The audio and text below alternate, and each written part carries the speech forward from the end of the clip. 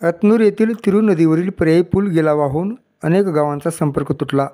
जळकोट तालुक्यातील अतनूर तिरू नदीवर उभारण्यात आलेल्या पर्यायी पूल पुन्हा एकदा वाहून गेल्याने अनेक गावांचा संपर्क तुटला आहे।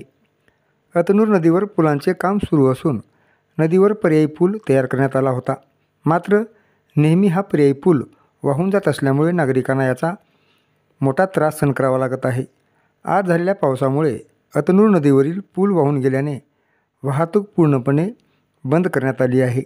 उदगीर ते अतनूर रस्ता बंद झाला असून 17 सप्टेंबर रोजी उबाटा गटाच्या वतीने पर्यायी पुलाची उंची वाढवावी यासाठी तिरू नदीत जलसमाधी आंदोलन करण्यात आले होते।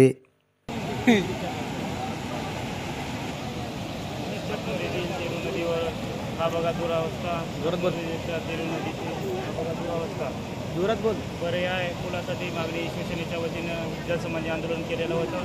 आपल्याला 8 दिवसाची कालावधी देऊन आज 9वा दिवस आहे, कुठलंच काम चालू केलं नाही।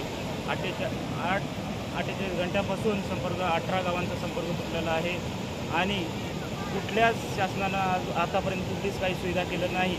तर संपर्क तुटल्यामुळे पर्याय पुलाची व्यवस्था करा अशी मागणी शिवसेनेच्या वतीने होती, तरी पण कुठलीच काही झाली नाही। तर आपल्या प्रवाशांची जीवघेणा प्रवास करून नदीतून बाहेर येत आहे बघा।